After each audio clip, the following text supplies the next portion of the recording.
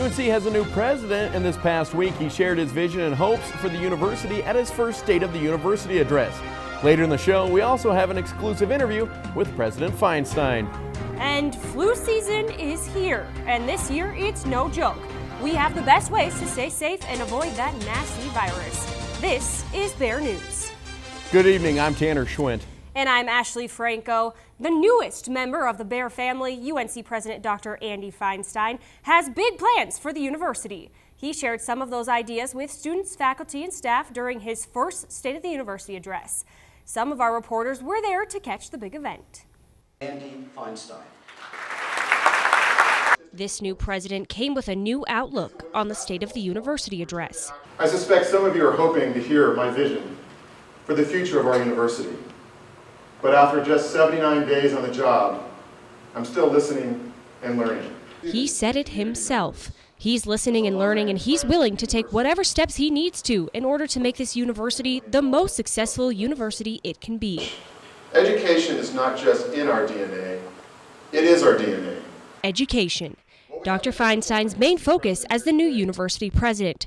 Through his State of the University address, he explained what his hopes are for the coming years. One of the biggest hopes is that the campus community can work together on positive improvements. Working together as a campus, we will make significant, steady improvements. He is Dr. Andy Feinstein, and he is excited to help UNC start a fresh, new chapter. I want us to seize opportunities and anticipate the rapids. There's a lot to do, so let's get rolling. Thank you. Dr. Feinstein is ready to put all of his efforts into making UNC the best it can be. Later in the show, we sit down with Dr. Feinstein in an exclusive interview to talk more about his plans for the university and his excitement about his new role. Colorado voters will choose at least one new member of the United States House of Representatives in November. Incumbent Representative Jared Polis is not running for re-election, but is seeking the Colorado governorship instead.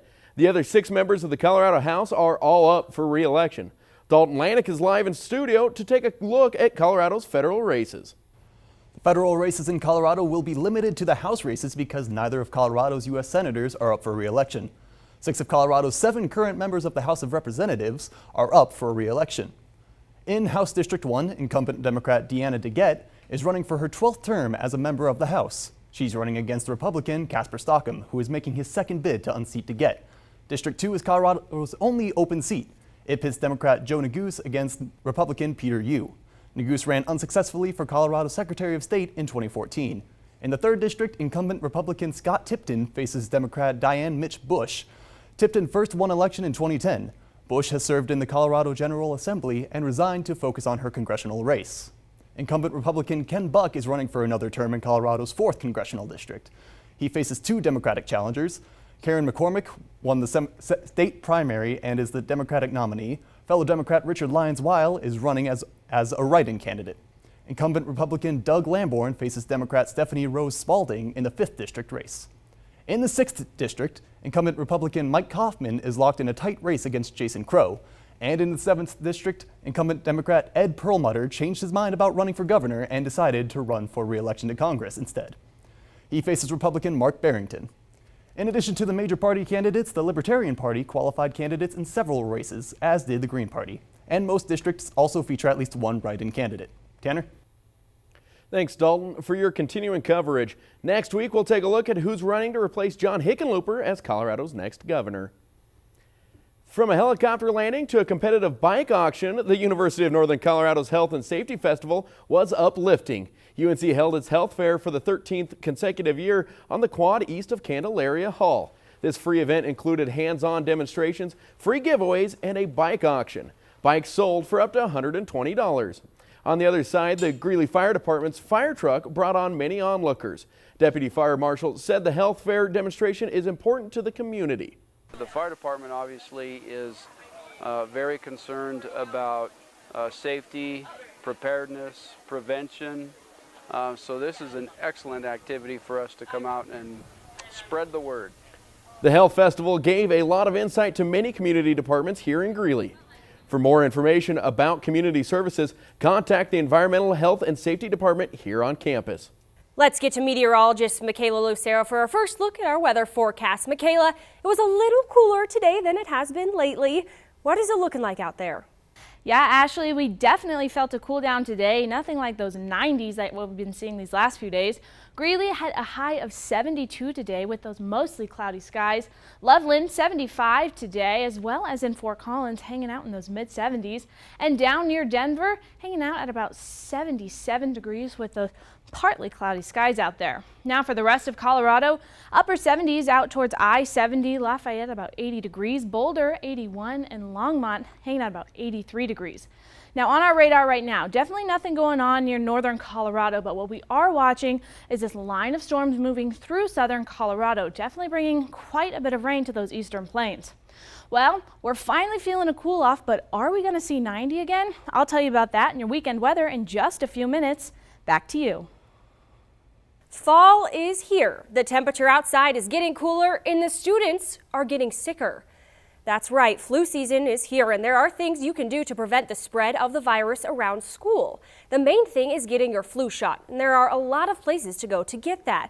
The first place to get a flu shot is the Student Health Center in Cassidy Hall. Whether you have a student medical insurance or a private plan, it should cover the cost completely. Now, the Student Health Center only gets a certain number of shots a year, so if they run out, you can also head to your local pharmacy as well. And a few other things you can do: be sure to wash your hands, cover your mouth when you cough, and try not to share any drinks or cups with other people, even if they're your friend. Getting a flu shot is low-cost prevention because most medical insurances cover the cost, so you should be able to get it no charge. Coming up after the break, we sit down with UNC President Andy Feinstein and get a look into his first few months in his new role. Plus, the Women's Resource Center changes its name after nearly a quarter of a century. Stay tuned to find out the reason behind the change. Hey, I'm Anderson Cooper. As a parent, you want to make sure that your child knows how to deal with bullying when they see it happening. And chances are they want to help, but they don't really know how. I'll teach them that the best thing to do is calmly walk away, find a teacher or other adult, and speak up. And do your part. Be that adult they can talk to and trust will listen. Join me to help stop bullying. Go to stopbullying.gov to find out more. You sure you don't want some? It's chamomile. Listen, you are extremely terrifying. Just the scariest undead subhuman thing on TV, and I really mean that. But I am worried that you could give my kids nightmares if they see you, so I'm gonna have to block you. So that's it. Oh, and tell the zombies they're blocked too. If first impressions are any indicator, the University of Northern Colorado is in for a good time. New UNC President Andy Feinstein sat down with one of our own for a down-to-earth interview.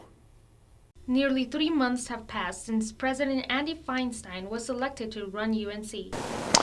Well, I think this is my 80th day on campus, and there's a lot for me to learn and understand about the university. Certainly my primary focuses have been on student success and addressing our graduation and retention rates, but also looking into ways in which we can reduce our $10 million structural deficit. He plans to translate his goals to the professors by asking them what it is that they want. Well, certainly in the conversations I've had with faculty, and our faculty here love our students. They love to teach, they love what they're doing, and they've chosen a noble profession.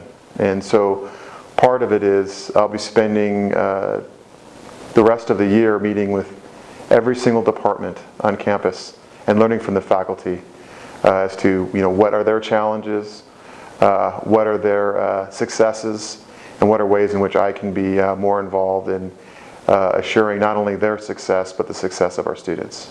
President Feinstein's first day on campus consisted of him interacting with students and answering questions pertaining to the future of UNC. I love my job. I am having an incredible time every day that I'm here. And it is work, and I'm putting in long hours, but it's such a wonderful experience, and I feel so honored to be leading this wonderful university. At this point, President Feinstein plans a fresh start for UNC. He said he plans to visit all the departments at UNC and spend time listening to the students and staff. Well, it seems as though UNC just went through a long, hard search for a new university president. Well, the search is back on, but this time for a new provost. Faculty Senate Chairman and Professor Stan Luger will chair the search committee.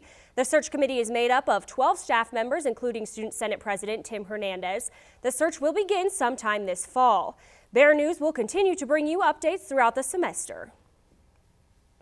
After a quarter of a century, the Women's Resource Center is no more. The WRC changed its name to be more comprehensive. Effective immediately, the new name is the Center for Women's and Gender Equity, or CWGE. You can go check out their new sign at Scott Wilcoxon Hall. The center changed its name to reflect inclusivity of all gender identities that have been oppressed. The launch party brought in many guests, including the UNC president, Andy Feinstein, who gave a lighthearted speech about gender equity.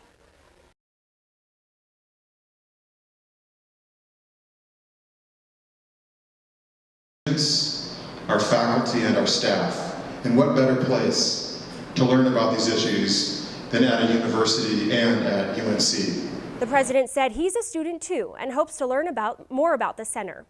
The name change is meant to create a safe space for all genders. Chicken and waffles drew hungry students to the Marcus Garvey Cultural Center on Wednesday.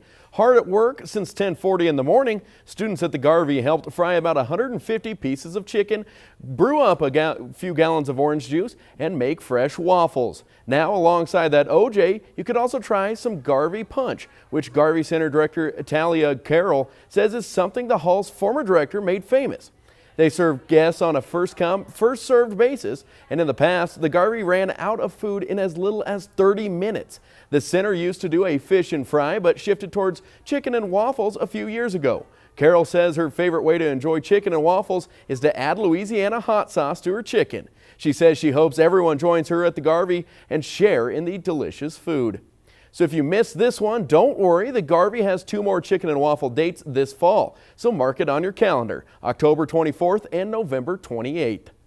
Well, the first day of fall is just a few days away, but lately it's been feeling a lot more like June and July than September. Coming up after the break, Michaela will have your full weather forecast and when the next chance for a cool down might be. Stay with us.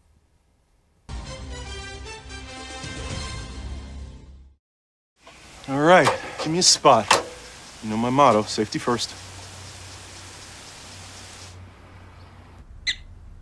They could be dangerous. I think we should call animal control. Animal control? To be safe. Don't worry. I got this. It's a new motto. You don't have to be perfect to be a perfect parent. There are thousands of teens in foster care who don't need perfection. They need you. Here's your check.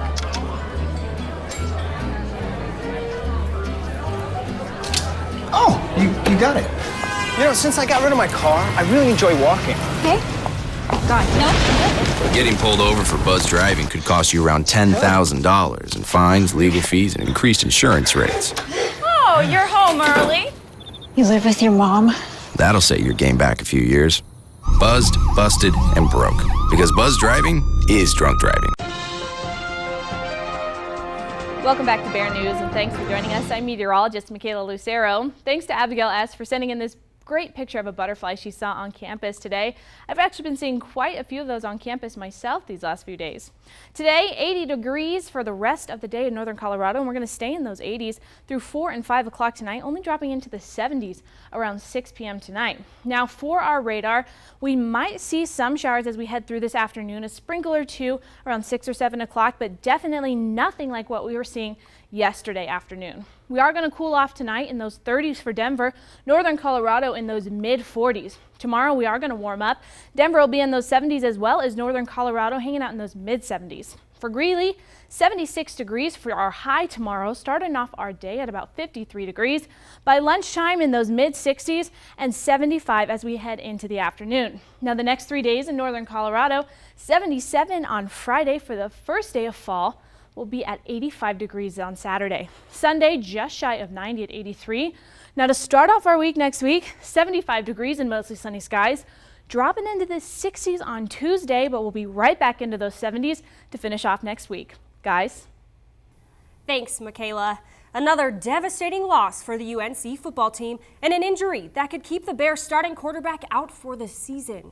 And the Broncos start off on the wrong foot, but pull themselves together at the last minute to come back and defeat the Raiders. Ben Shoemate will have all of the highlights coming up in sports.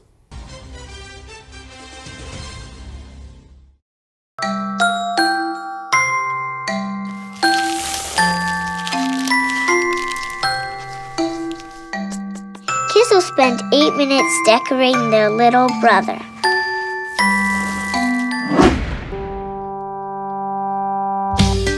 Brushing for 2 minutes now can save your child from severe tooth pain later. 2 minutes, twice a day. They have the time. Two costly mistakes gave the UNC women's soccer team a tough loss to the Southern Methodist University Mustangs last Thursday. Those mistakes meant the Bears were down 3-0 in the first 20 minutes. The scoring started early when SMU midfielder Selena Torres scored on an empty net in the 13th minute. After a penalty kick and a rebound that fell to SMU's feet, UNC was down 3-0 with only 20 minutes left to go in the half.